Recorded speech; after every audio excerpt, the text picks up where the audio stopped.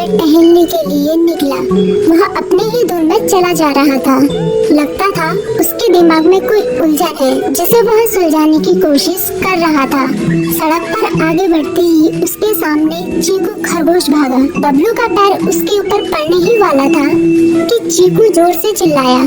उसकी आवाज सुनकर बबलू ने अपना पैर पीछे खींच लिया। कहाँ खोए हो बबलू भाई? कहीं नहीं, बस कुछ ऐसे ही सोच रहा था।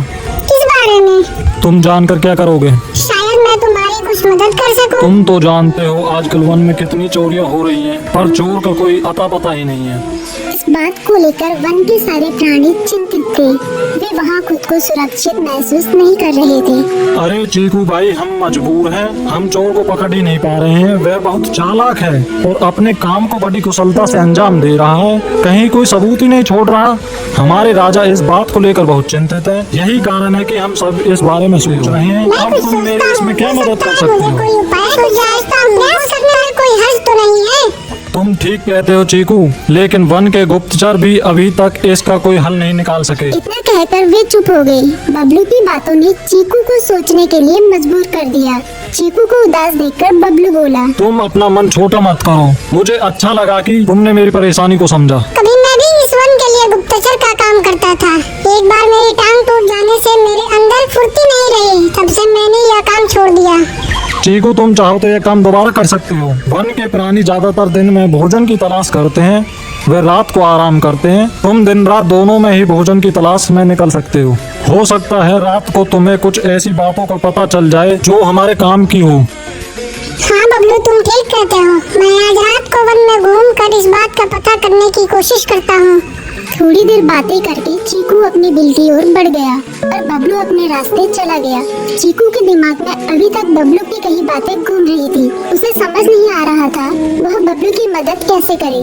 दिन भर वह उसी उधेड़-बुन में लगा रहा। शाम होते ही चीकू कुछ सोचने लगा और वह चुपचाप बिल से बाहर निकल आया। चीकू की पत्नी ने देखा तो बोली, इस समय कहाँ जा रहे हो? बाहर खतरा है। खतरा तो सुबह भी रहता है, लेकिन खतरों से डर कर हम भूखे तो नहीं मर सकते। मैं बाहर घूम कर आता हूँ। इतना कहकर चीकू रात को बिल से बाहर निकल आया। कुछ दूर जाकर उसकी नजर बंकू उल्लू पर पड़ी, जो कुछ ही दूरी पर था।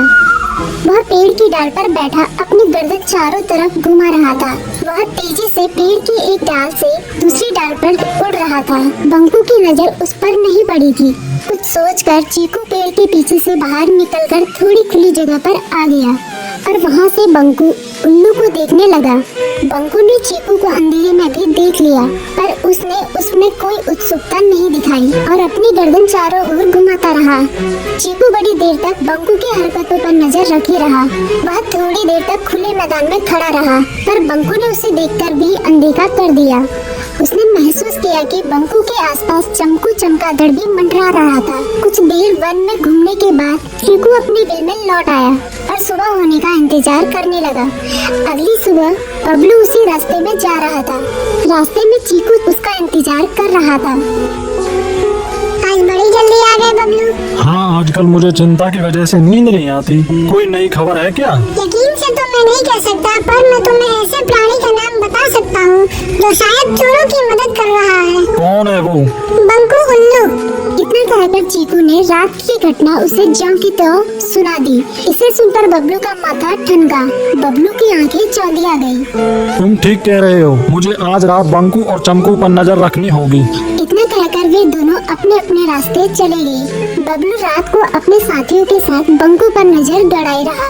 उसकी संदिग्ध गतिविधियों को देखकर बबलू ने उसे उसके साथियों चंकी और संकी लोमड़ के साथ पकड़ लिया। बबलू ने सख्ती से पूछताछ करनी शुरू कर दी। तुम इस समय बंकू चमकू के साथ क्या कर रहे हो? हम चारों दोस्त हैं, इसलिए साथ बैठकर बात कर रहे हैं।